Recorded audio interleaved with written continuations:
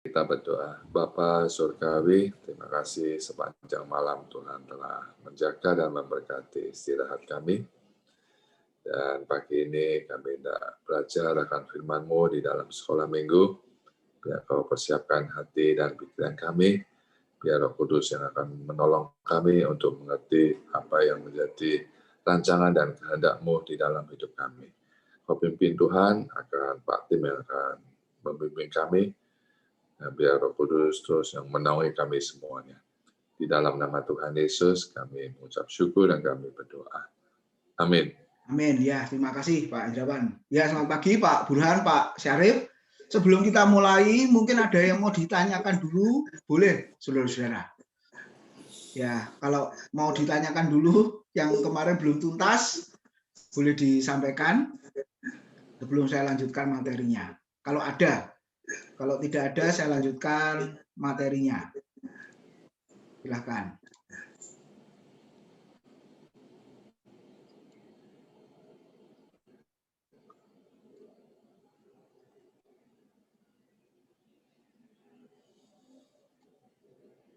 Ya, kalau tidak ada, saya lanjutkan materinya.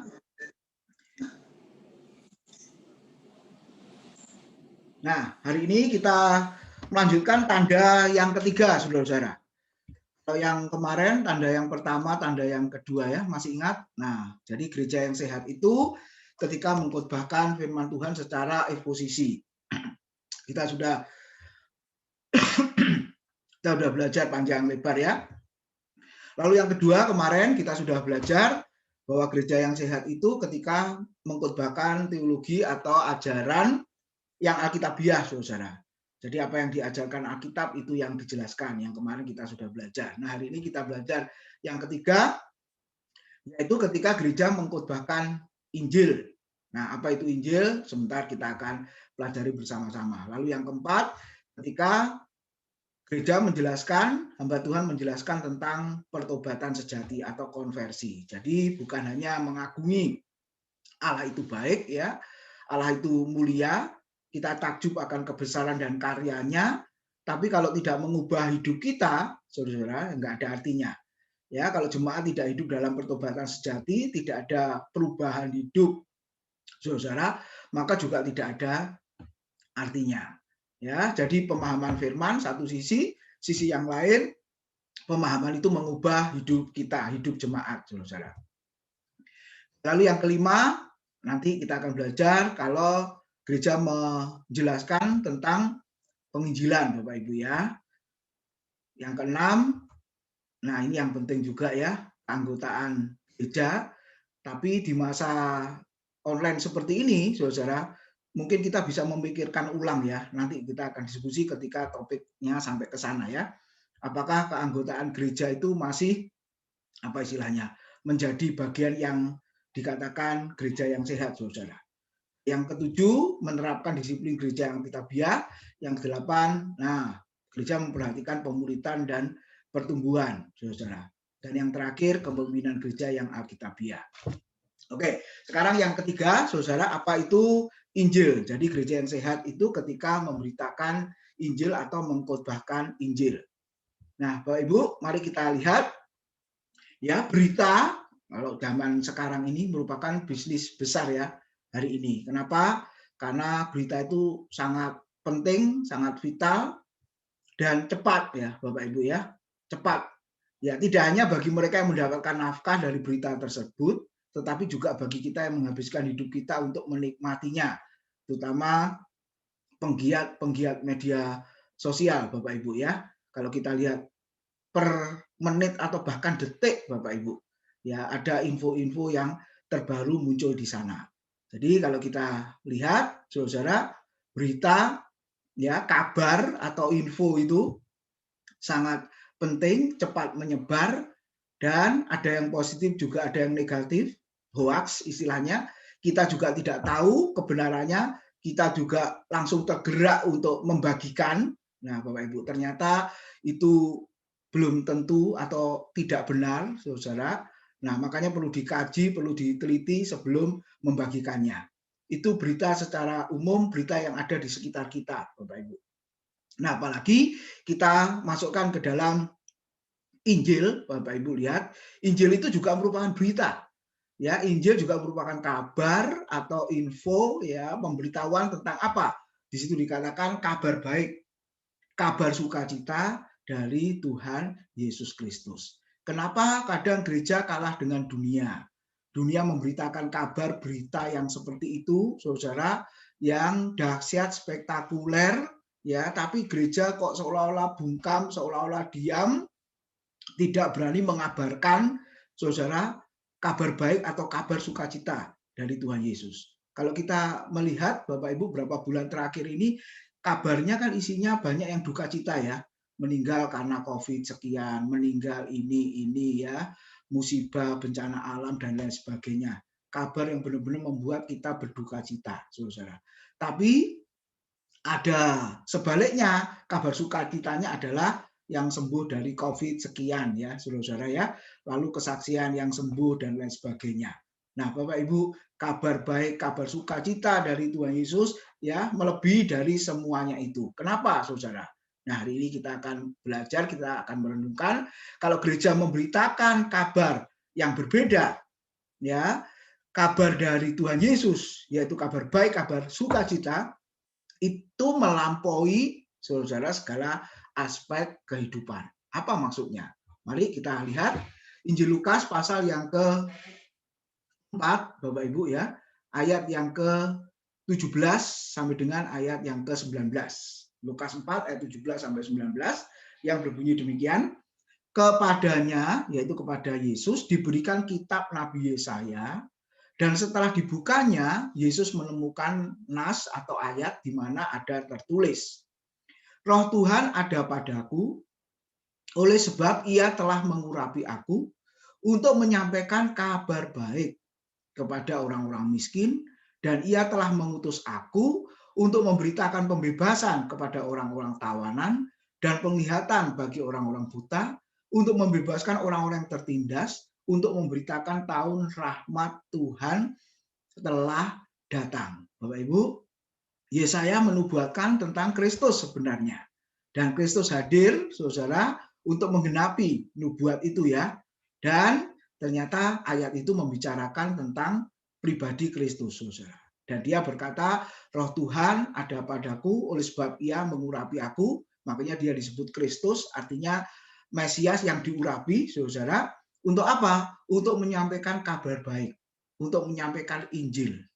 Nah, ini ada yang aneh ya. Kepada orang miskin diberitakan kabar baik. Harusnya kepada orang miskin kita beri apa, saudara? Apa hanya sekedar beri berita, engkau akan baik-baik saja? Ya tidak ya. Harusnya kepada orang miskin kan ditolong kebutuhannya apa? Bukan hanya diberitakan kabar baik, tapi diberi yang menjadi kebutuhannya kan apa? Makanan, ya saudara-saudara ya, pakaian dan lain sebagainya. Tapi ayat ini berkata orang miskin diberitakan kabar baik. Nah, nanti kita akan lihat apa nih maksudnya. Lalu Yesus datang, kabar baik itu untuk memberitakan pembebasan pada orang yang tertawan. Tertawan apa ini? Apakah Yesus di Alkitab pernah dijelaskan dia membebaskan tawanan-tawanan orang-orang Roma, Bapak Ibu? Ya, tidak pernah ya secara politis, saudara-saudara. Tidak pernah. Lalu kabar baik itu mencelikkan mata orang-orang buta. Ya, membuka mata orang-orang buta. Apa ini maksudnya? Pasti saudara bukan hanya sekedar secara fisik, walaupun Yesus ketika hadir dalam dunia menolong beberapa kali menyembuhkan orang yang buta, ya, buta sejak lahir, salah satu contohnya Yohanes pasal yang ke-9, atau orang buta yang lain, saudara, di Yeriko juga, saudara, Yesus menyembuhkan. Apakah sekedar secara fisik itu? Lalu yang berikutnya, kabar baik yang membebaskan orang-orang yang tertindas. Tertindas dari apa? Berarti ada beban berat, saudara, yang dijatuhkan ke atasnya, atau ada beban berat yang menindih ya, saudara, orang-orang itu sehingga orang-orang itu merasa tertindas. Nah, itu dibebaskan. Beban berat apa, saudara? Dan yang terakhir, kabar baik itu dikatakan memberitakan tahun rahmat atau tahun anugerah, tahun belas kasihan Tuhan yang dinyatakan kepada manusia. Nah, mari kita lihat apakah secara jasmani, saudara, Yesus memberitakan kabar baik kepada orang-orang yang seperti itu, atau ada makna lainnya. Nah, Bapak Ibu, kita lihat ya, kabar baik itu tidak hanya sekedar bahwa kita baik-baik saja. Biasanya di awal kan selalu kita menyapa ya saudara-saudara, shalom Bapak Ibu Saudara, bagaimana kabarnya? Ada yang menjawab luar biasa. Katanya begitu ya. Kalau ditanya luar biasa itu maksudnya apa juga kita nggak tahu. Ya, yang penting kita baik-baik saja, ya sehat-sehat, puji Tuhan. Lalu kabar baik tidak hanya sekedar bahwa Allah itu kasih. Memang betul lah kita menjelaskan bahwa Allah itu kasih, saudara. Dan bukti kasih sudah dinyatakan dengan mengutus anaknya yang tunggal ke dalam dunia. Itu bukti kasih. Bukan hanya diutus datang ke dalam dunia, untuk apa? Nah, itu yang penting. Untuk mati di atas kayu salib. Itu bukti kasih. Bahkan ketika dia di atas kayu salib pun, saudara, si anak ini, Yesus ini mengakui, Allahku, Allahku, Eli, Eli, lama sabachthani. Allahku, Allahku, mengapa engkau meninggalkan aku? Nah, Bapak Ibu, kabar baik tidak hanya sekedar berita bahwa Allah itu kasih. Kita tahu itu. Kabar baik tidak hanya sekedar bahwa Yesus ingin menjadi sahabat kita. Yesus berkata, kamu adalah sahabatku. Kalau engkau sahabatku, kamu akan melakukan segala yang aku perintahkan, kata Tuhan. Ya, bahkan seorang sahabat lebih baik daripada seorang saudara. Karena seorang sahabat, kata Alkitab, kata Amsal, memberikan nyawanya bagi sahabatnya itu. Saudara belum tentu berkorban seperti itu. Nah, Bapak Ibu, kabar baik bukan hanya itu. Lalu kabar baik tidak hanya sekedar bahwa kita harus hidup benar, walaupun harus kita hidup benar sesuai dengan firman. Lalu apa yang dimaksud kabar baik? Apa yang dimaksud dengan Injil? Kalau bukan hanya sekedar semuanya itu, Bapak Ibu. Nah, ini yang kita renungkan. Tetapi, saudara, di pendahuluan tadi saya sudah menyampaikan, kalau hidup jemaat itu, hidup orang percaya, murid Kristus, ada di dalam pertobatan. Coba lihat Kisah Rasul 20 ayat 21, Markus 1 ayat 14 dan 15. Kisah Rasul 20 ayat 21, Paulus berkata, saudara, kepada jemaat di Efesus ya, aku senantiasa bersaksi kepada orang-orang Yahudi dan orang-orang Yunani, supaya mereka bertobat.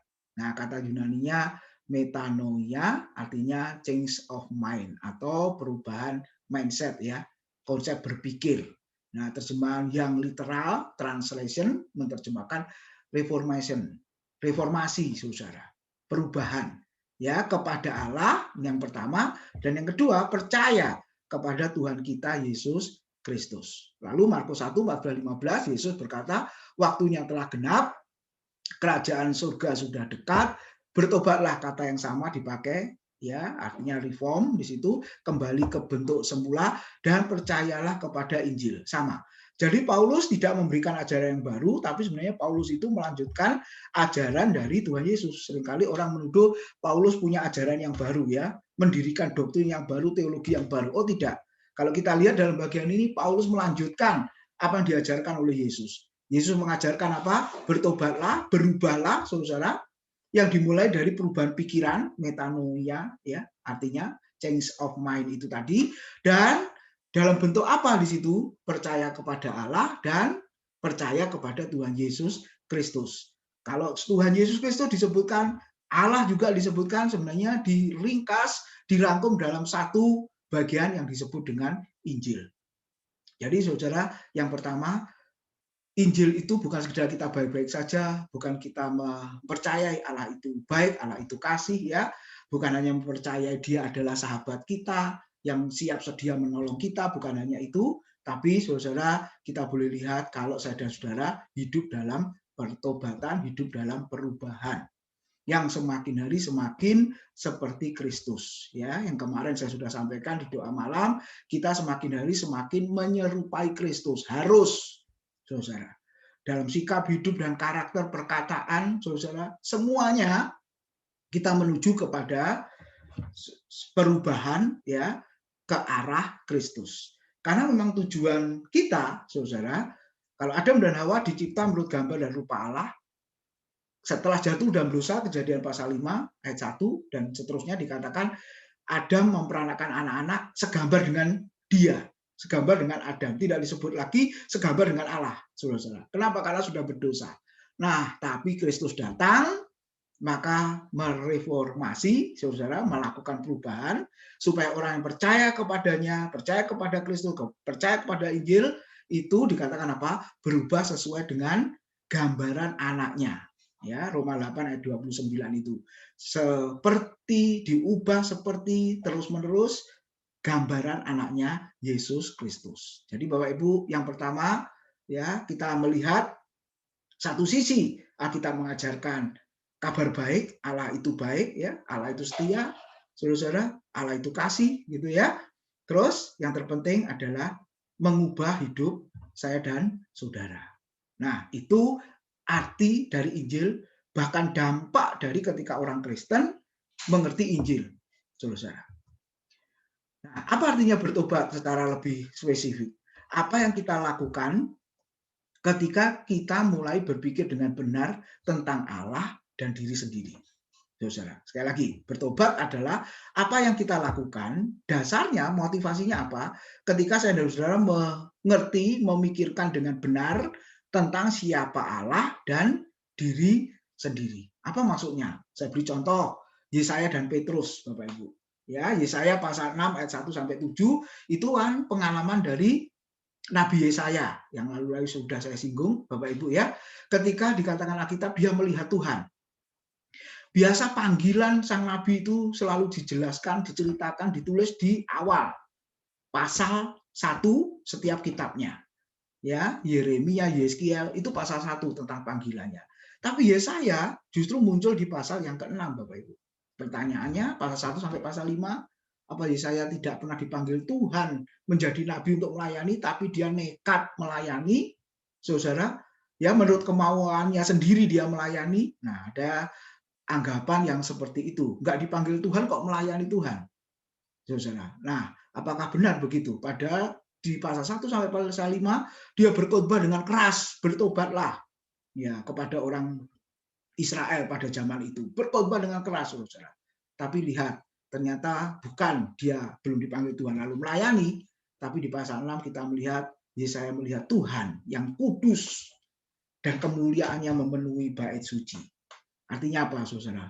Ya, dia dibawa pengalaman ya, pertobatan ya, reform itu tadi ya, reformasi ya, perubahan secara pribadi, istilah saya yang lalu pertobatan teologis ya, Bapak Ibu, pengetahuan ya, pemahaman tentang Tuhan diperbarui, itu maksudnya siapa Tuhan, ternyata dia Allah yang kudus dan dia adalah mengenal diri sendiri ya, Bapak Ibu, umat pribadi yang kotor, yang najis bibir katanya. Celakalah aku binasa, karena aku seorang yang najis bibir. Kenajisan, saudara, berlawanan dengan kekudusan Tuhan. Itu kalau kita lihat. Yesaya melihat Tuhan yang kudus, maka Yesaya menyadari bahwa dirinya orang berdosa. Sehingga dia berkata, aku seorang yang najis bibir dan tinggal di tengah-tengah bangsa yang najis bibir, bangsa yang berdosa. Lalu solusinya bagaimana? Tuhan mengirim para serafim, membubuhkan bara api dan menyentuhkannya kepada mulut Yesaya. Sehingga Tuhan berkata, sekarang kamu sudah kudus. Terus beritakan, terus ajarkan. Saudara, akhirnya dia mendapat tugas yang baru. Jadi mengerti tentang Tuhan menyebabkan mengerti tentang diri sendiri. Mengenal tentang Tuhan, mengenal Tuhan, mengakibatkan mengenal diri sendiri sesungguhnya bahwa dia adalah orang berdosa dan hanya kasih Tuhan semata-mata yang memampukan Yesaya bisa melayani. Yang kedua, Petrus, saudara, Lukas 5 ayat 8 sama ya, ketika dia sepanjang malam bekerja sebagai nelayan, tidak mendapatkan apa-apa, tidak mendapatkan ikan, lalu bertemu dengan Yesus dan Yesus berkata, tebarkan jalamu. Akhirnya Petrus melebarkan jalannya dan dia mendapat banyak ikan. Harusnya dia mengucapkan terima kasih, tapi justru dia menyembah Yesus dan mengusir Yesus. Dia berkata apa? Sambil menyembah dia berkata, Tuhan, pergilah daripadaku karena aku ini seorang yang berdosa. Harusnya dia mengucapkan terima kasih atas nasihat yang diberikan dan dilakukan sehingga dapat banyak ikan. Tapi justru Petrus berkata, pergilah daripadaku karena aku ini seorang yang berdosa, saudara. Petrus bukan sekedar bertemu dengan Yesus, saudara, sebagai manusia, tukang kayu, ya, saudara, sebagai guru. Tapi hari itu dia bertemu dengan Yesus sebagai Tuhan Allah. Sehingga dia sujud menyembah seperti Yesaya sujud menyembah karena ada kemuliaan Tuhan. Dan akhirnya Petrus menyadari dia adalah seorang yang berdosa. Musa juga sama. Di padang gurun dia melihat semak yang menyala tapi tidak terbakar. Tuhan juga berkata, jangan mendekat, tanggalkan kasutmu dari kakimu. Tempat di mana engkau berdiri adalah tempat yang kudus. Di mana ada hadirat Tuhan, di mana ada Tuhan, saudara, tempat yang mungkin itu jelek, ya buruk seperti padang gurun sekalipun, kalau ada Tuhan, ada hadiratnya, ada kehadirannya, maka tempat itu menjadi tempat yang kudus. Amin, Bapak Ibu Saudara. Dan akhirnya Musa menyadari bahwa dia tidak layak untuk melayani Tuhan, tapi Tuhan yang melayakkan semuanya itu. Jadi Bapak Ibu, bertobat dalam hal ini ketika memahami siapa Tuhan dan akhirnya memahami siapa dirinya, saudara. Lalu ketika dia melakukan segala sesuatu, pasti dia melakukan dengan gentar, saudara. Ya, kenapa? Karena sebenarnya tidak layak, tapi dilayakkan Tuhan untuk hidup melayani bagi Tuhan. Saudara, kalau kepercayaan tanpa jenis perubahan ini, maka itu sebenarnya adalah palsu. Agama yang palsu, kekristenan yang palsu, saudara. Kalau tidak ada perubahan setiap umat, setiap jemaat, maka kepercayaannya adalah kepercayaan yang palsu. Jadi Injil adalah ketika mempercayai, saudara, dan kepercayaan itu, saudara, membuat orang yang mempercayai melakukan perubahan demi perubahan. Lalu yang kedua, saudara, hidup dalam kepercayaan. Nah, ini yang juga dikatakan Injil. Apa yang dikatakan Alkitab adalah benar. Seperti yang kemarin ya, teologi Alkitabiah. Jadi apa yang Alkitab ajarkan, semuanya benar, saudara. Dan setelah itu kita bersandar penuh kepada Injil. Mengapa? Nah, Bapak Ibu lihat ya, tadi kitab Lukas pasal 4 ayat 17 sampai 19 memberitahu kepada kita bahwa kondisi orang berdosa dikatakan miskin. Nah, Bapak Ibu, ternyata kata miskin yang dipakai di sana bukan miskin, saudara, ya, secara jasmani, bukan. Kalau miskin secara jasmani itu diberi kebutuhan, ya. Tapi di situ miskin diberitakan kabar baik. Ternyata kata Yunani ptokos itu artinya benar-benar miskin dan hidup bergantung pada orang lain. Artinya apa? Ini dalam konteks orang berdosa. Makanya Matius 5 ayat yang ke-3 ya, Bapak Ibu ya. Di situ dikatakan apa? Berbahagialah orang yang miskin di hadapan Allah. Ya, ayat yang ke-3, berbahagialah orang yang miskin di hadapan Allah karena merekalah yang mempunyai kerajaan surga. Nah, ini yang dimaksud, saudara-saudara. Miskin di hadapan Allah. Jadi bukan miskin secara materi, tapi miskin di hadapan Allah. Dan Yesus tadi, ya, firman Tuhan, Yesaya berkata, kepada orang yang miskin di hadapan Allah, orang itu diberitakan kabar baik. Secara hurufiah memang artinya benar-benar miskin dan hidup bergantung pada orang lain. Tidak ada yang dimiliki sedikit pun, saudara. Karena ada miskin yang kedua, ya, kata Yunani penikran itu artinya miskin tapi masih punya sedikit harta. Masih ingat tentang ibu janda yang miskin itu, ya, di Lukas 21 ayat 1 sampai 4. Kalau Bapak Ibu lihat di situ ada dua kata miskin, ya. Tapi kata Yunani-nya berbeda. Ketika masih punya duit, kata Alkitab disebut miskin, saudara. Tapi miskinnya penikran. Miskin masih punya sedikit uang. Tapi ketika uangnya dipersembahkan, maka Yesus berkata, lihatlah ibu janda miskin ini, petokos, saudara, benar-benar miskin karena sudah tidak punya sedikit harta dan bergantung hidupnya kepada orang lain, dia memberi lebih banyak daripada orang-orang kaya itu. Nah, itu saudara ya, secara literal seperti itu. Tapi kalau dalam konteksnya, arti miskin ini adalah benar-benar orang yang berdosa. Miskin di hadapan Allah. Orang berdosa itu konteksnya. Makanya diberitakan kabar baik. Lalu yang tertawan, ya, terbelenggu, saudara. Yang buta, ya, dibutakan oleh ilah zaman, 2 Korintus 4 ayat yang ke-4. Dan yang terakhir yang tertindas, semuanya itu diberitakan kabar baik. Jadi Yesus datang, apa itu Injil, berita tentang Yesus, dan apa saudara, untuk apa dia datang, kabar yang diberitakan itu apa, mencangkup semuanya ini, saudara. Orang berdosa tertawan dengan apa? Belenggu dosa. Nah, itu yang mesti dibebaskan. Lalu buta dibutakan oleh ilah zaman, sehingga tidak bisa melihat terang kemuliaan Injil, terang kemuliaan Kristus, Bapak Ibu. Kepada orang Kristen pun kadang-kadang juga ketika baca Alkitab tidak bisa menemukan Kristus. Nah, ini seolah-olah juga dibutakan, istilah lain ada selubung yang menutupi, Bapak Ibu. Nah, saya berharap semakin kita memahami firman, saudara, kita semakin dicelikkan, semakin diberi penerangan, lalu kita semakin mengerti, dan pengertian kita terhadap firman Tuhan dan firman-Nya mengubahkan ya hidup kita, dimulai dari cara berpikir kita, saudara, sampai kepada perbuatan kita. Nah, yang tertindas di situ sebenarnya tertindas dalam hal konteksnya juga dosa. Makanya Yesus pernah berkata di Matius 11 ayat 28 ya, marilah kepadaku semua yang letih lesu dan berbeban berat, aku memberi kelegaan kepadamu.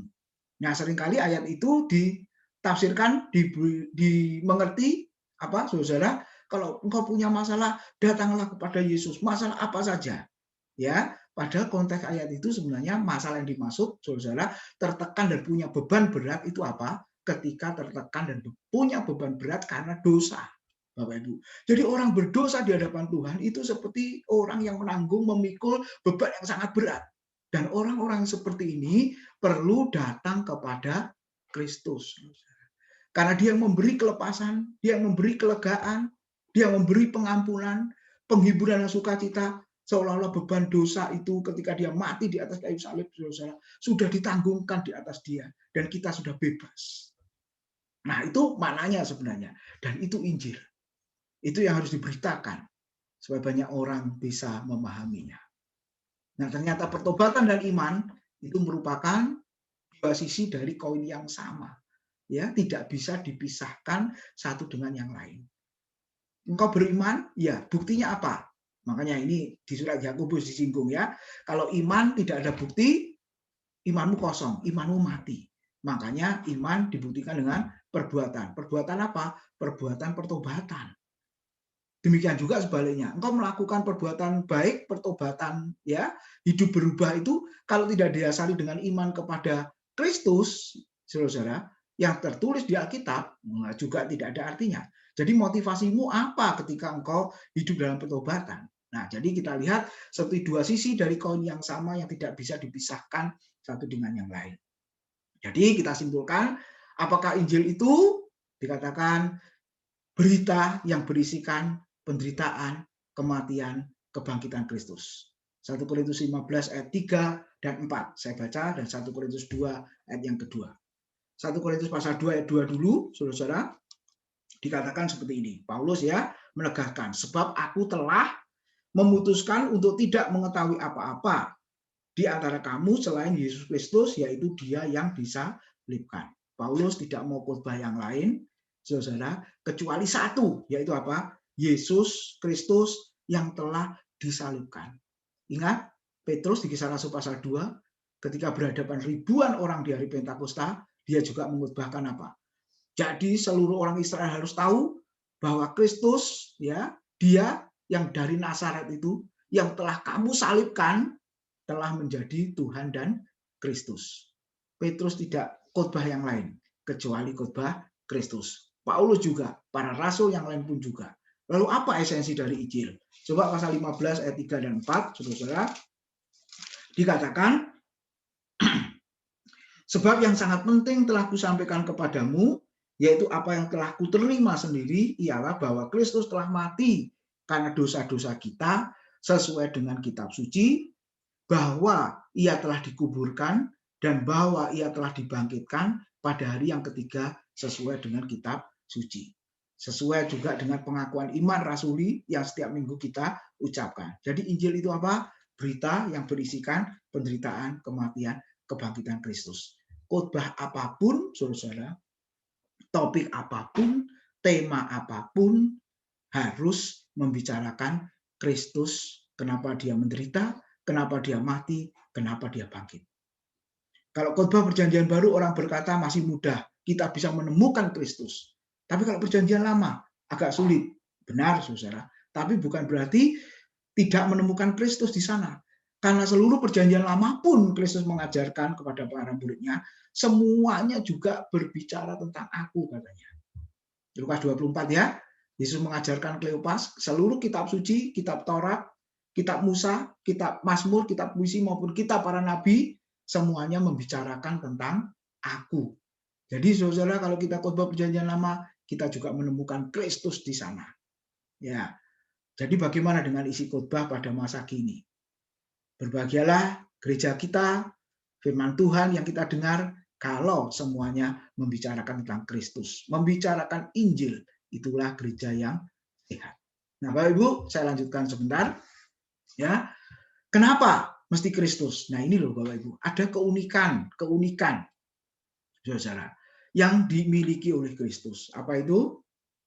Ya, ini Bapak Ibu ya. Dari diagram ini, kalau Bapak Ibu lihat yang kemarin kita sudah bahas ya, Yesus adalah.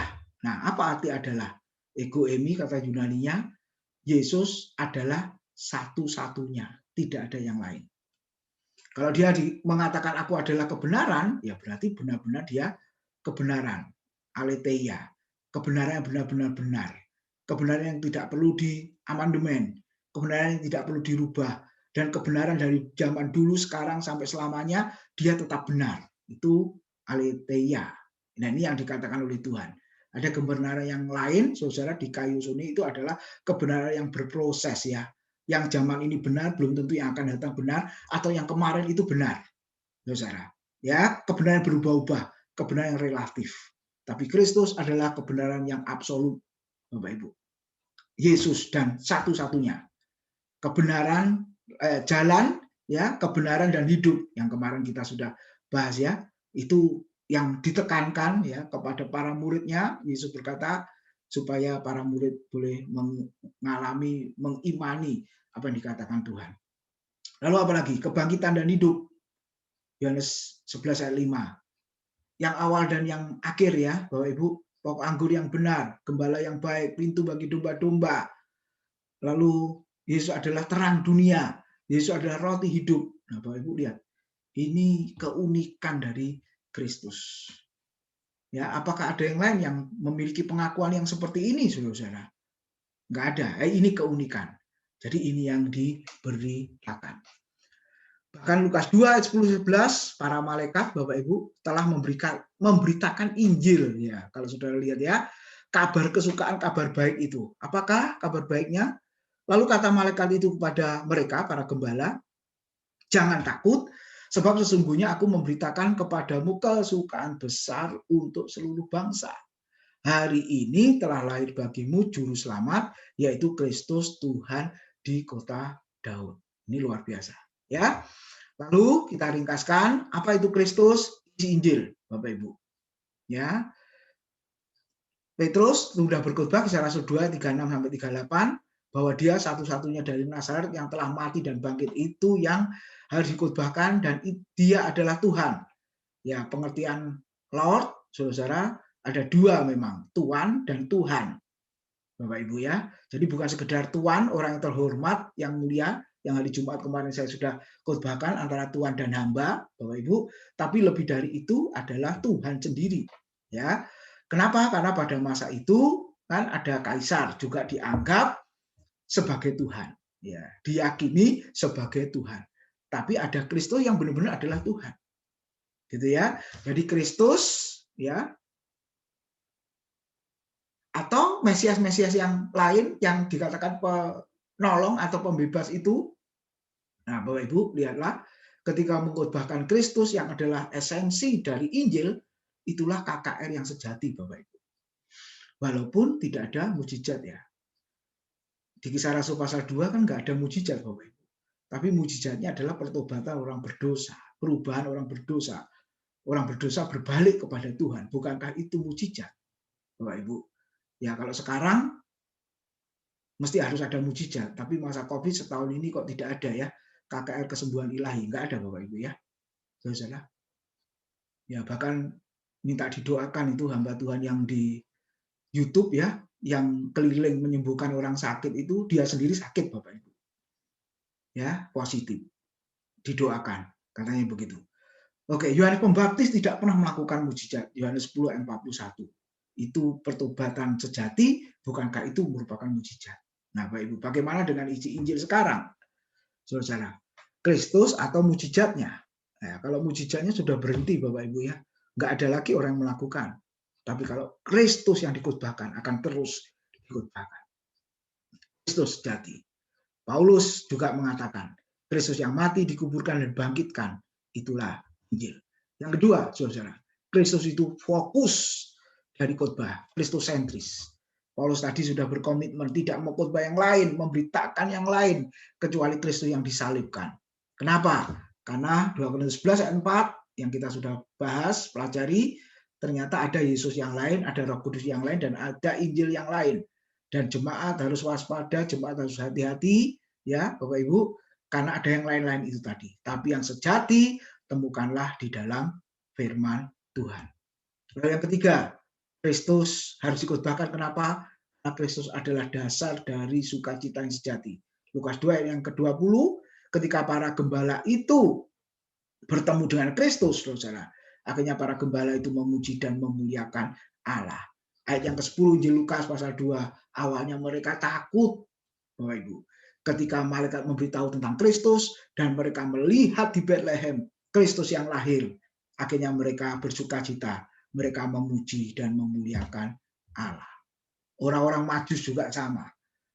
Sepanjang lebih 2 tahun mencari Yesus, saudara. Di manakah dia raja yang baru dilahirkan itu? Karena kami telah melihat bintangnya di timur. Bapak Ibu, lihat ya. Tapi ketika sudah bertemu dengan Yesus, kita berkata Matius 2, 9-10, mereka juga bersuka cita ketika bertemu melihat Yesus dan mereka akhirnya menyembah Yesus. Itulah Injil, Bapak Ibu. Kristus kabar kesukaan. Kristus sebagai isi Injil harus dikhotbahkan. Kristus adalah fokus khotbah. Ya, inti dari khotbah Kristus sentris, bukan yang lain. Dan Kristus adalah dasar dari sukacita yang sejati. Tuhan memberkati. Sekarang saya beri kesempatan kepada Bapak Ibu yang akan bertanya. Silakan atau menanggapi materi kita pada pagi hari ini. Silakan Bapak Ibu. Tadi yang diceritakan, Kristus adalah Ya. fokus khotbah. Kristus adalah fokus khotbah. Saya minta contoh-contoh. Yesus lain tuh yang serupa bagaimana Pak ya? Lalu Roh Kudus lain tuh seperti apa? Dan Injil lain itu seperti apa gitu. Terima kasih Pak Tim. Ya, 3 bagian itu ya Bapak Ibu. Di abad pertama ya Paulus sudah menegaskan itu. Coba kita lihat ayatnya Bapak Ibu. Jemaat harus waspada seperti apa? Kita baca dulu ayatnya di dalam 2 Korintus pasal 11. 2 Korintus pasal yang ke-11 ayat yang ke-3 ya. Ayat yang ke-3 dan ayat yang ke-4. Ayat yang ke-4 Bapak Ibu. 2 Korintus 11 ayat yang ke-4 ya.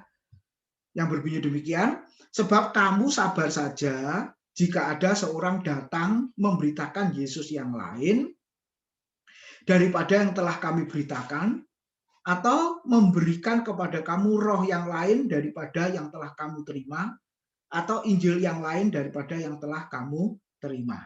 Nah, Bapak Ibu, contohnya apa? Ya, mungkin ada di antara Bapak Ibu yang bisa memberi contoh. Yang pertama, Yesus yang lain. Seperti apa Yesus yang lain? Ya, yang kemarin saya sudah singgung ya, Bapak Ibu, ada hamba Tuhan yang memberitakan Yesus yang lain. Apa Yesus yang lain? Yesus adalah ciptaan. Ya, itu ya. Saksi Yehova mempercaya itu, dan celakanya juga hamba-hamba Tuhan yang tidak melihat Alkitab secara utuh juga menyampaikan, lihat Yesus bukan Tuhan, Yesus bukan Allah, Yesus adalah pribadi yang diciptakan yang pertama kali. Masih ingat yang kemarin ya? Allah menciptakan terang di awal. Siapa terang itu? Yohanes 8 ayat 12. Yesus berkata, akulah terang dunia. Nah, benar kan? Berarti Yesus adalah ciptaan. Nah, itu Yesus yang lain, Pak Indrawan. Yang ada di sekeliling kita. Ya, itu yang pertama, Yesus yang lain. Yang tidak diajarkan Alkitab, saudara, atau dia memahaminya salah. Ya, apa yang dikatakan Alkitab, makanya di situ dikatakan apa? Perubahan pikiran, ya itu harus terjadi. semakin mengerti firman itu harus terjadi. Supaya apa? Tidak disesatkan. Ya, celakanya kalau nggak mau berubah, tidak mau mengerti, tidak mau belajar, Bapak Ibu, akhirnya disesatkan. Nah, itu Yesus yang lain, Bapak Ibu ya. Oke, yang kedua apa? Injil yang lain. Apa itu Injil yang lain? Ya, Injil kemakmuran, Injil sosial, Injil pengharapan, wah, macam-macam Bapak Ibu ya. Ya, yang contoh yang sederhana Injil kemakmuran lah. Nah, itu ya, itu kan masih ada juga, saudara. Apalagi kondisi sulit ya, ayo nabur yang banyak supaya nuai yang banyak. Nah, itu Injil yang lain, Pak Indrawan dan juga yang lain. Lalu yang ketiga, saudara, Roh Kudus yang lain. Artinya apa di situ? Pemalsuan dari kuasa Tuhan. Ternyata kalau kita lihat di YouTube, Bapak Ibu ya, itu yang lalu kan heboh tuh, ada hamba Tuhan yang membangkitkan orang mati ya, Bapak Ibu ya. Ternyata itu penipuan loh Bapak Ibu. Orangnya nggak mati, dibayar itu, pura-pura mati. Lalu yang tangannya bisa mengecil, ya ada tuh videonya, seolah-olah itu mujizat yang luar biasa, ya mungset tangannya Bapak Ibu, seorang ibu itu, ya dengan baju yang sama, yang lalu sudah mungkin Bapak Ibu sudah memahami itu ya. Nah itu seolah mujizat, padahal enggak. Jadi kuasa palsu, ya saudara-saudara ya, kuasa yang lain. Ya kuasa dirinya sendiri Bapak Ibu. Atau yang bersangkutan punya ilmu. Nah seolah-olah itu dari Roh Kudus, padahal bukan. Ya mungkin masih banyak yang lain yang bisa beri contoh. Silakan yang lain. Ya, itu yang dari saya Pak Indrawan. Mungkin yang lain bisa beri contoh, silakan Bapak Ibu. Atau Pak Indrawan mau menanggapinya, silakan. Ya, jelas Pak. Tinggal sekarang ini kalau ada yang palsu-palsu ini, kita sebagai orang yang sudah menerima pengajaran yang benar, nah sikap-sikap kita ini harus bagaimana begitu Pak? Apakah kita ini harus diam aja atau harus mengcounter atau harus bagaimana begitu? Oke, ya ini sikap kita apa Bapak Ibu? Ya yang pertama kita terus belajar ya. Jadi akhirnya kita tahu. Jadi ini salah satu fungsinya belajar, bukan hanya kita mengupgrade diri semakin memahami ya, namanya proses belajar. Sampai hari ini ya saya ikut saudara-saudara ya, seminar, webinar, saudara-saudara belajar gitu ya, sama Bapak Ibu. Ya, supaya apa? Yang kedua, kita bisa menilai ya ajaran mana yang benar, ajaran mana yang sesuai dan mana yang tidak Bapak Ibu. Nah, itu yang penting. Lalu sikap kita yang kedua apa, saudara?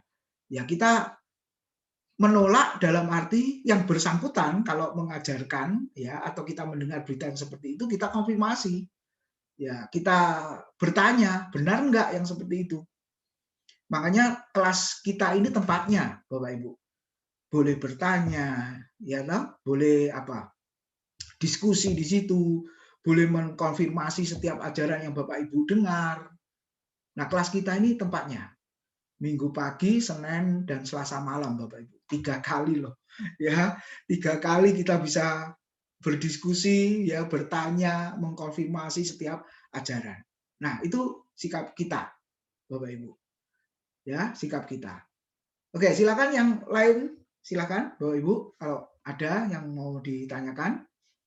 Jadi materi kita, tanda yang ketiga, gereja yang sehat ketika mengkhotbahkan Injil. Silakan kalau ada yang mau bertanya lagi. Permisi, ya, silakan. Ini Pak, saya beberapa kali mendengar bahwa ada keselamatan di luar Kristus. Itu Injil apa, Pak? Makasih. Ya. Karena ini, saya pernah mendengar ini bukan hanya dari satu orang yang Pak Tim tahu itu, tapi beberapa hamba Tuhan itu mengatakan bahwa ada keselamatan di luar Kristus. Makasih, Pak. Ya, sudah jelas ya, saudara-saudara. Injil lain itu, Bu ya. Injil lain. Jadi banyak aspeknya. Yang tadi Injil kemakmuran, yang ajarannya enak. Jadi bertolak belakang dengan apa yang dikatakan Yesus toh, sangkal diri, pikul salib, ikut aku, ya, sangkal dirinya setiap hari, lalu ikut akunya juga setiap hari. Nah, itu Injil sejati. Injil yang lain menolak atau mengubah apa yang diajarkan oleh Tuhan Yesus. Lalu yang kedua, nah yang Bu Sri tadi sampaikan, itu juga merupakan Injil lain yang berbeda atau bertolak belakang dengan Injil sejati, yaitu Injil lain. Mungkin masih banyak contohnya. Nah, itu masih salah dua contoh. Ya, apalagi Roh Kudus sebagai kuasa saja. Nah, itu Injil yang lain juga. Karena Roh Kudus adalah kita kan pribadi Allah. Ya, Tritunggal kan? Tapi di luaran sana mengajarkan Roh Kudus itu adalah kuasa atau power saja. Kekuatan Allah saja. Apalagi yang waktu kenaikan yang lalu diajarkan apa? Yesus ya sama dengan Roh Kudus. Buktinya apa? Ketika Yesus mengajarkan, ingatlah ya amanat agung, aku menyertai kamu sampai kepada akhir zaman. Loh, bingung kan? Yesus habis itu apa? Yesus sudah mati lalu bangkit naik ke surga kok dikatakan menyertai sampai kiamat, menyertai sampai akhir zaman kepada para muridnya. Terus siapa yang menyertai? Nah, dia lihat Yohanes pasal 14, pasal 16. Yang menyertai selamanya siapa? Ternyata Roh Kudus. Berarti ya Yesus itu ya sama dengan Roh Kudus. Nah, ini Injil lain juga ini. Padahal kita tidak mengajarkan begitu kan. Nah, juga ajaran-ajaran yang Bu Sri tadi sampaikan. Jadi kalau ditanya itu termasuk Injil apa, Pak? Ya, Injil yang lain. Ya, di surat Galatia kita sudah belajar panjang lebar. Injil yang lain lagi apa di situ? Dan Paulus berkata, terkutuklah orang yang memberitakan keselamatan karena perbuatan, karena sunat, mentaati hukum Taurat, dan lain sebagainya. Jadi mana fungsi anugerahnya? Nah, itu termasuk Injil yang lain.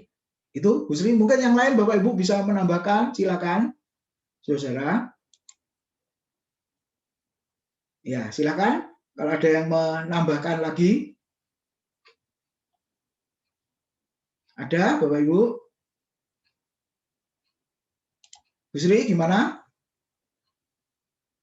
Ya, sama-sama. Ya, ada Bapak Ibu yang mau bertanya lagi? Saudara? Kalau belum ada, saya lanjutkan tanda yang keempat sekarang.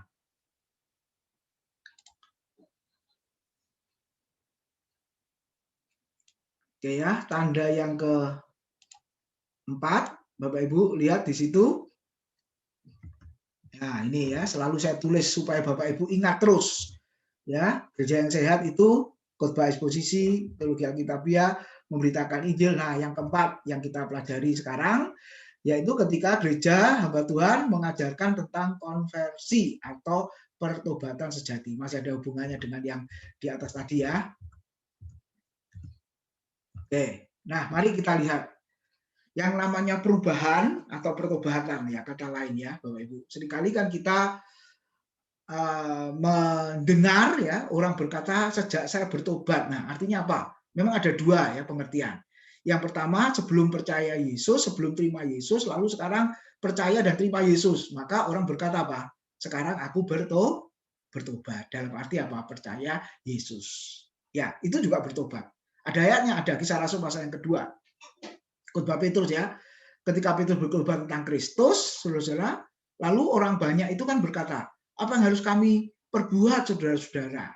Mereka tertusuk hatinya, mereka tertemplak hatinya, Roh Kudus menjamah hatinya, gitu ya. Apa yang harus kami lakukan? Lalu Petrus berkata apa? Bertobatlah. Ya toh, bertobatlah dan percayalah kepada Tuhan Yesus Kristus untuk pengampunan dosamu. Ya, kamu akan menerima karunia Roh Kudus dan lain sebagainya. Jadi arti yang pertama bertobat adalah percaya Yesus. Lalu arti bertobat yang kedua, nah ini yang kita pelajari di sini, saudara, yaitu perubahan. Ya, perubahan itu yang dimaksud, perubahan sejati, makanya disebut konversi itu ya. Apakah perubahan itu diperlukan? Ya. Ya. Alasannya apa? Alasan Yesus di situ dikatakan, karena manusia lebih menyukai kegelapan daripada terang. Lihat, Yohanes 3 ayat 19 dan ayat yang ke-20, Bapak Ibu. Yohanes 3 ayat 19 dan 20 dikatakan, dan inilah hukuman itu, terang telah datang ke dalam dunia, tetapi manusia lebih menyukai kegelapan daripada terang. Sebab perbuatan-perbuatan mereka jahat. Sebab barang siapa berbuat jahat, membenci terang, dan tidak datang kepada terang itu, supaya perbuatan-perbuatan yang jahat itu tidak nampak. Ayat 21. Tetapi barang siapa melakukan yang benar, ia datang kepada terang, supaya menjadi nyata bahwa perbuatan-perbuatannya dilakukan dalam Allah. Jadi Bapak Ibu, kenapa perubahan itu sangat penting? Apakah perubahan itu sangat diperlukan? Jawabannya ya. Kenapa? Karena manusia lebih menyukai kegelapan daripada terang. Manusia tidak datang kepada terang itu. Siapa terang itu? Nah, ini benar. Yohanes 8 ayat yang ke-12, Bapak Ibu. Akulah terang dunia, Yesus berkata. Barang siapa mengikut aku, ia tidak berjalan di dalam kegelapan, melainkan ia memperoleh terang hidup. Nah, itu kondisi orang berdosa. Hidup tinggal di dalam kegelapan. Tapi ketika memiliki Kristus, harusnya sudah berpindah dari gelap kepada terang. Kan begitu. Menjadi anak-anak terang, kata Alkitab. Ya, terang berbuahkan dengan kebenaran, kebaikan, dan keadilan, kata Yesus. Jadi, sudah jadi anak Tuhan, hidup dalam perubahan, terus-menerus, hidup dalam terang. Nah, alasan Paulus, Bapak Ibu.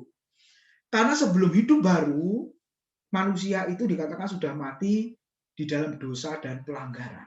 Paulus berkata, dahulu kamu telah mati karena dosa dan pelanggaran-pelanggaranmu. Dengan kata lain, orang berdosa digambarkan seperti orang yang mati. Saudara, orang yang mati tidak dapat berbuat apa-apa, tidak bisa berespon juga, saudara-saudara, itu kondisi orang yang mati. Demikian juga ketika orang berdosa digambarkan oleh Paulus mati rohani. Ya, lalu bagaimana supaya ada kegerakan, ada respon, saudara? Kalau ada tangan lain yang menggerakkan, ada tangan lain yang memegang, ada tangan lain yang apa, saudara? Membawa. Ya, atau demi lebih tepatnya ayat yang kelima 2 Efesus pasal 2. Ketika itulah Allah telah membangkitkan, melahirkan baru orang berdosa itu. Jadi ada kuasa lain, tenaga lain di luar dirinya, yaitu kuasa Allah, anugerah Allah. Jadi Bapak Ibu, yang pertama, Tuhan yang berkarya, Tuhan yang memberi anugerah, Tuhan yang memberi kemampuan untuk manusia berdosa itu berpindah dari kegelapan kepada terang. Dari kematian kepada kehidupan. Ya. Lalu setelah itu apa, saudara? Manusia bisa melanjutkan atau melakukan perubahan itu. Oke, kita pikirkan kebenaran kembar ini. Nah, dalam arti seperti ini. Kita sangat membutuhkan anugerah Tuhan, betul, kuasa di luar diri kita. Ingat ilustrasinya, ketika orang jatuh dalam lumpur, Bapak Ibu. Ya, awalnya belum seluruhnya masuk. Terus karena dia semakin bergerak, akhirnya kan dia masuk, ya. Istilahnya tersedot dari bawah. Ya, dia akan terus tersedot dari bawah. Semakin bergerak, berusaha, lebih cepat lagi tersedotnya. Lalu bagaimana dia bisa keluar dari lumpur itu? Bisa selamat dari lumpur itu? Kalau ada tangan lain di luar dirinya yang memegang dan akhirnya menarik, lalu memindahkan ke tempat yang aman.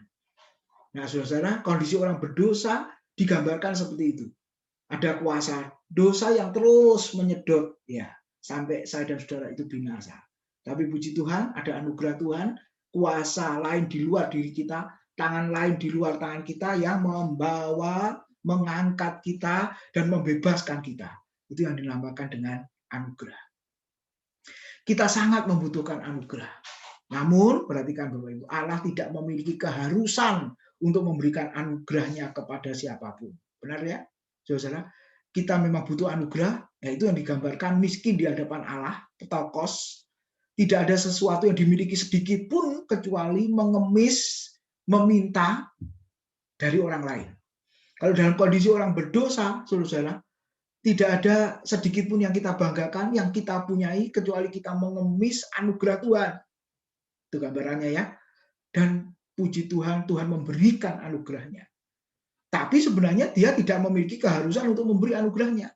Lihat ketika saudara ketemu dengan orang-orang yang meminta-minta di jalan, saudara, satu sisi ada yang memberi, mungkin saudara juga memberi saat itu, tapi di kesempatan yang lain, saudara, engkau nggak memberi juga nggak apa-apa, karena memang bukan keharusan untuk memberi, saudara.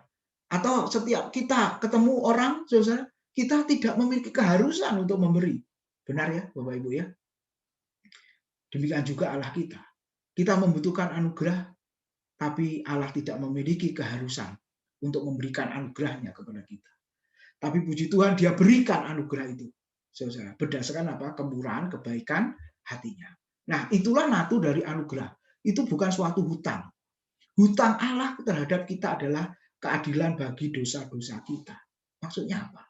Harusnya kita yang berdosa, kita yang berhutang, kita harus melunaskan, saudara. Tapi kok kita bisa diperhitungkan benar oleh Tuhan, diperhitungkan lunas oleh Tuhan. Lalu akhirnya ada orang yang berkata, kita dapatnya gratis, cuma-cuma. Betul ya Bapak Ibu? Betul. Makanya istilah gratis, cuma-cuma bagi kita berarti, saudara, kita menerima gratis benar, cuma-cuma benar, berarti ada orang lain yang membayar, saudara. Berarti ada orang lain yang membayar. Siapa yang membayar dalam konteks yang kita pelajari ini, saudara? Tuhan Yesus Kristus. Itu yang membayar hutang dosa kita dengan dia mati di atas kayu salib. Pemazmur pernah berkata, Matius 51 ayat keempat, bersihkanlah aku seluruhnya dari kesalahanku dan tahirkanlah aku dari dosaku. Lihat Bapak Ibu ya, Pemazmur berkata, bersihkanlah aku seluruhnya, Daud terutama, dari kesalahanku dan tahirkanlah aku dari dosaku. Konteksnya ketika dia jatuh berdosa dengan Batseba. Ketika kita membaca seluruh Alkitab dan melihat kepada gambaran-gambaran yang dipakai Allah tentang keadaan natur insani kita, gambar-gambaran tersebut cukup radikal. Apakah itu?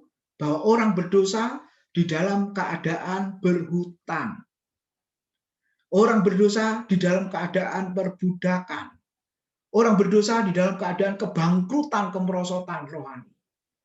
Keadaan orang berdosa digambarkan di dalam keadaan kegelapan. Kemarin kita sudah belajar tentang neraka, keterpisahan dengan Allah, mengalami kegelapan yang paling gelap.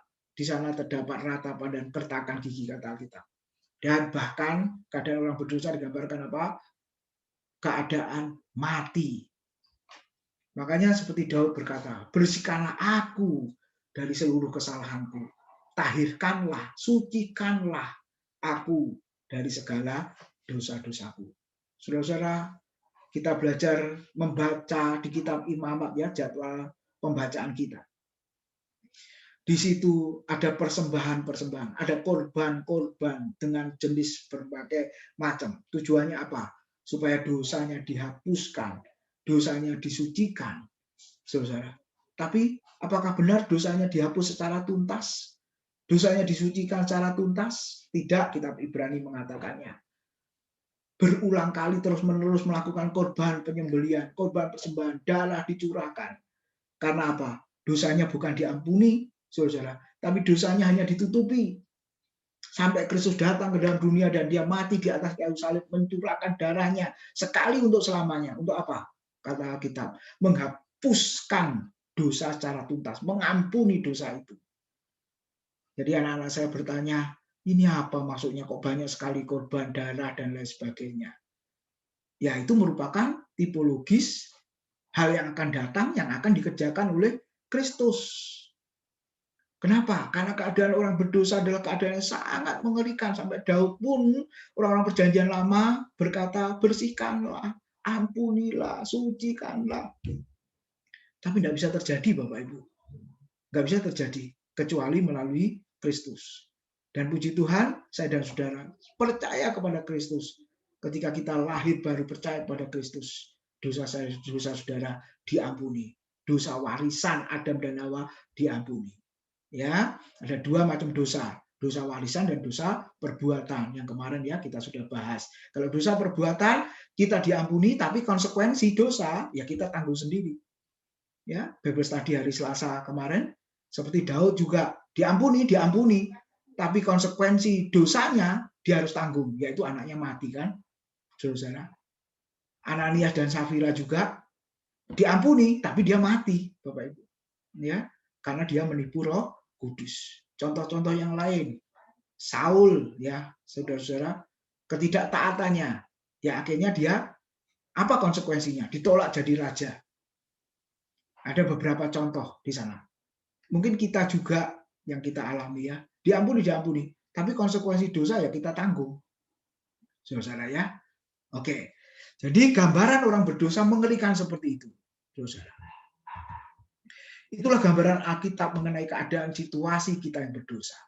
Kita berada dalam situasi keadaan yang sangat membahayakan dan kita sebaiknya berusaha untuk keluar dari sana. Benar? Melalui cara apa? Melalui cara perubahan.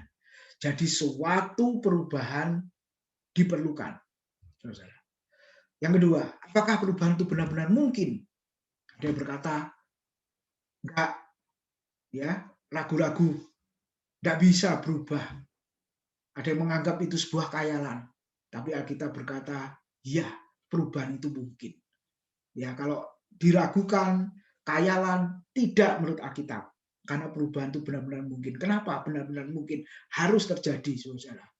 Karena Roh Kudus yang memampukan saya dan saudara untuk berubah. Mungkin kita berkata sulit ya untuk berubah. Tapi jangan lupa Bapak Ibu, ada Roh Kudus yang memberi kekuatan kepada kita untuk kita hidup dalam perubahan. Alkitab tidak hanya berkata kita membutuhkan perubahan, tetapi perubahan itu mungkin. Allah telah menjadikan kita semua, masing-masing secara pribadi dengan suatu kemampuan untuk mengenal, mengasihi, dan melayani Tuhan. Dan Alkitab mengajarkan bahwa kita seharusnya mengakui bahwa kita berada di dalam suatu perjalanan yang menjauh dari Dia. Semakin berdosa, semakin jauh, semakin berdosa, semakin jauh. Dan bahwa kita seharusnya mengubah perjalanan tersebut untuk dapat kembali kepadanya. Ya, hal ini seperti yang diajarkan kepada kita dapat benar-benar dilakukan. Menurut Alkitab, ini adalah suatu bagian yang penting dari Injil kabar baik. Apakah itu perubahan itu mungkin? Bertobatlah, kata Yohanes Pembaptis. Kata Yesus Kristus, bertobatlah sebab kerajaan surga sudah dekat. Paulus juga, perubahan itu harus. Janganlah kamu menjadi serupa dengan dunia ini, tapi berubahlah oleh pembaruan budimu, sehingga kamu dapat membedakan manakah kehendak Allah, apa yang baik, yang berkenan kepada Allah, dan yang sempurna. Jadi perubahan itu harus, dan perubahan itu terjadi terus-menerus, Bapak Ibu. Oke, yang ketiga, istilah bertobat dalam PL dan PB berarti berbalik. Hal ini berarti berbalik dari dosa kita dan kembali kepada satu Allah yang benar. Kalau tadinya jalan ke kanan, sekarang jalan ke kiri, Bapak Ibu. Itu artinya bertobat, berbalik arah. Ini adalah perubahan besar yang kita butuhkan. Pertobatan tidak hanya sekedar berarti menyesuaikan hidup kita dengan Allah dan jalan-jalannya bersama kita. Pertobatan berarti mengakui tuntutannya atas hidup kita. Mengakui pimpinannya atas hidup kita.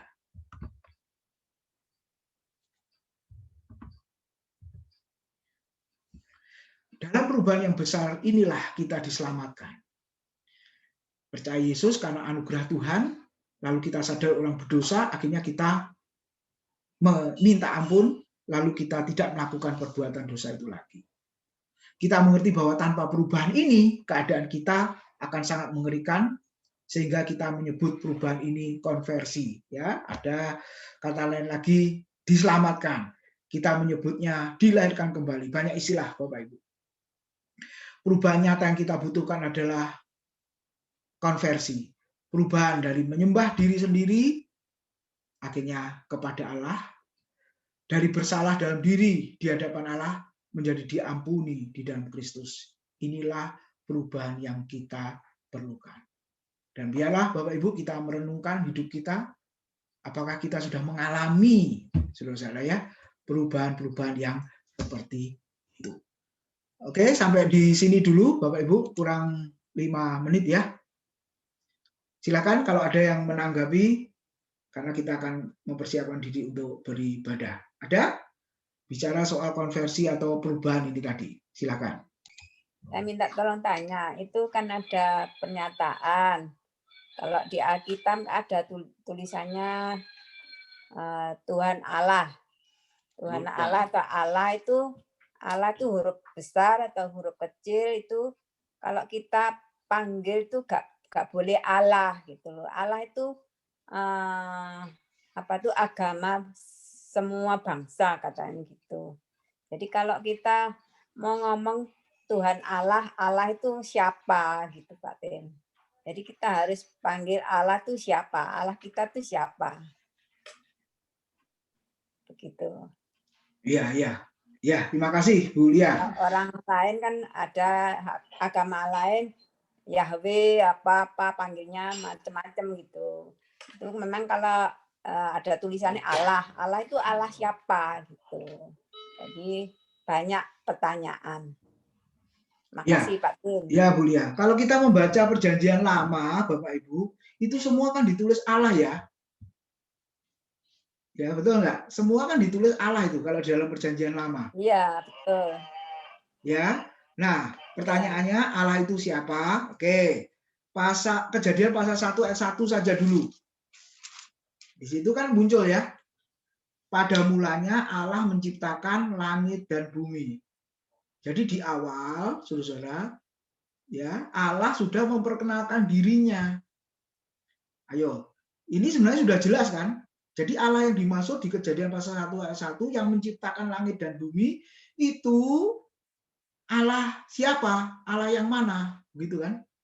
Apakah Allah itu juga merupakan namanya, saudara? Atau dia punya nama yang lain?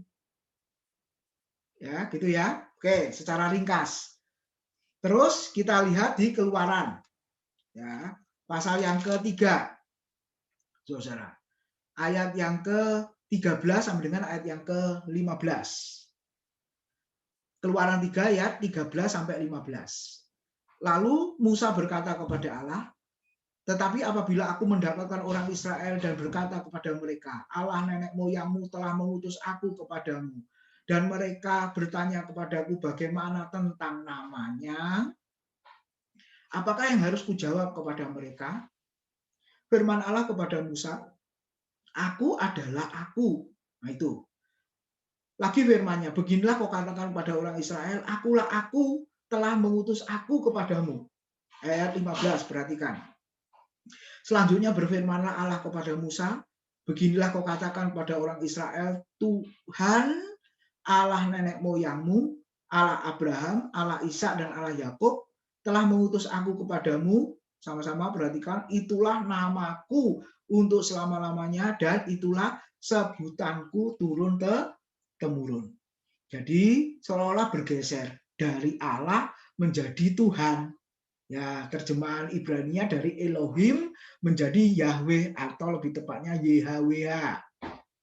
Nah, kenapa? Ini ada sejarahnya kan? Jadi kita panggil Allah itu nggak salah, Bu Lia ya, dan juga yang lain. Karena Allah itu juga namanya dan juga sebutannya. Jadi bagi Allah antara nama dan sebutan tadi dikatakan apa? Turun temurun ya, yang harus dipanggil, yang harus disebut. Itulah namaku, itulah sebutanku. Nah, kalau kita nama ya dengan sebutan mungkin beda ya. Nama saya Timotius disebut ya Pak Tim, Pak dosen, Pak pendeta, ya gitu ya. Papahnya Yoseba. Nah, boleh itu sebutan kan? Tapi kan pribadinya sama yaitu saya kan. Demikian juga Allah. Mau dipanggil Allah, mau disebut Allah juga nggak apa-apa. Nah, tapi di kitab Keluaran, nah ini yang tidak secara adil ya, hanya sepihak lalu berkata, oh kalau begitu namanya Allah kita itu YHWH. Ingat, waktu itu kan Musa itu ngomongnya kepada siapa ya? Kan kepada orang Israel. Orang Israel ada di mana? Ada di Mesir. Berapa lama orang Israel sudah di Mesir? 430-an tahun di Mesir. ya kan? 400-an tahun orang Israel di Mesir. Lalu orang Mesir itu, saudara-saudara, percaya kepada siapa? Dewa-dewanya Mesir kan? Lalu orang Israel karena sudah ratusan tahun, Alkitab tidak pernah memberitahu orang Israel ingat kepada Allah di Kejadian pasal 1 itu. Ya, Elohim itu. Tapi yang dia tahu otomatis Bapak Ibu karena sudah jadi kebiasaan ratusan tahun, di sekeliling Mesir itu ada dewa-dewa, Isis, Osiris, ya, nama-nama dewa yang sangat banyak itu Bapak Ibu, itu lebih familiar, ya. Sebutannya juga Allah. Jadi betul Bu Lia tadi bilang Allah itu netral. Sebutan kepada Allah yang benar atau berhala itu juga Allah sebutannya. Saudara. Nah, yang membedakan kalau secara literal itu sama, yang membedakan adalah secara konteksnya. Nah, ternyata konteksnya orang Israel ada di Mesir itu adalah konteks dewa-dewa, penyembahan berhala. Makanya Musa bertanya kepada Tuhan waktu dia diutus kan, kalau orang Israel ini tanya kepadaku yang mengutus aku ini siapa? Aku mau jawab apa? Kalau mereka bertanya tentang namamu, aku mau jawab apa? Lalu Tuhan Allah berkata kepada Musa apa tadi, saudara-saudara? Tuhan YHWH. Allah Abraham, Allah Ishak, Allah Yakub, itulah sebutanku turun-temurun, itulah namaku selama-lamanya. Jadi seolah-olah begini loh Bu Lia dan juga yang lain, untuk membedakan Allah sejati, Allah Abraham, Allah Ishak, Allah Yakub dengan Allah berhala di Mesir, Tuhan memerintahkan Musa mengganti nama itu dengan YHWH. YHWH ini adalah nama yang unik yang tidak diketemukan di seluruh dewa-dewa Mesir. Nah, konteksnya itu, Bu. Membedakan Allah berhala dengan Allah sejati. Jadi namanya siapa? YHWH. Itu konteks perjanjian lama orang Israel bahasa Ibrani. Ya toh? Nah, tadi terjemahannya apa? Kan Tuhan. Saudara. Nah, di dalam perjanjian baru, nah siapa Tuhan? Saudara. Tuhan Yesus Kristus. Makanya Yesus juga mengajar ketika berdoa, kalau engkau berdoa, akhirilah doamu dalam namaku, nama Tuhan Yesus Kristus. Ya, itu Bu Lia secara singkat, waktunya juga sudah habis ya. Nanti disambung minggu depan. Oke, minta tolong Bu Lia sekalian tutup dalam doa, ya Bu. Sekalian tutup dalam doa Bu Lia. Oh iya. Ya. Bapa di dalam surga, Tuhan Yesus Kristus, kami ucap syukur terima kasih atas berkat-Mu pagi ini, firman-Mu pagi ini, firman-Mu untuk menguatkan hidup kami masing-masing. Kami percaya Bapa Tuhan Yesus Kristus itu pencipta langit dan bumi dan seisinya, juga pencipta kita semua adalah Engkau sendiri. Kalau Engkau yang berkuasa, Engkau yang ajaib, Engkau yang luar biasa. Terima kasih Bapak, terima kasih berkati firman pagi ini, berkati Pak Tim, berkati kami semua yang sudah mendengarkannya firman pagi ini. Terima kasih Bapak menerangkan firman pagi ini hanya di dalam nama Bapa, Putra dan Roh Kudus. Haleluya, puji Tuhan. Amin. Amin.